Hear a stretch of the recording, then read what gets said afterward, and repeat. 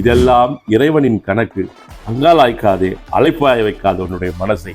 உனக்கு எது கிடைத்திருக்கிறதோ அதை முழுவதுமாக ஏற்று 100% அதில் பணியாற்று, செயலாற்று, கடமையாற்று.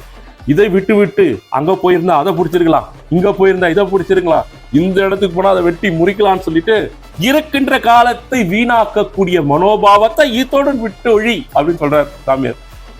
அதனால நாமளும் நம்ம இருக்கக்கூடிய நேரங்களை நாம் என்ன பொசிஷன்ல இருக்கிறோமோ அந்த பொசிஷன்ல நாம் செய்யக்கூடிய முயற்சிகளை 100% செய்யணும். முன்னேற்றத்துக்கு ட்ரை பண்ணலாம், அது வேண்டாம்னு சொல்லல.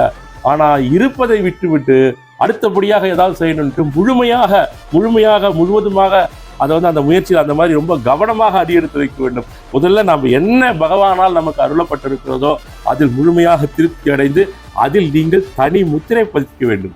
தொழில்துறையிலும் சரி, வியாபாரத்திலும் சரி, வணிகத்திலும் எதிலாக இருந்தாலும் தனித்துவமாக பெயரை நாம் எடுக்கும் பொழுது குருராஜர் உங்களுக்கு உண்டான அடுத்த கட்ட கதவுகளை திறந்துவிட போகிறார். நீங்க ராயருடைய பக்தர் இல்லையா? நீங்க எல்லாம் ராயருடைய குழந்தைகள் தானே நம்ம எல்லாம். அவருக்கு தெரியாதா நமக்கு எப்போ என்ன எப்படி கொடுக்கணும்னுட்டு?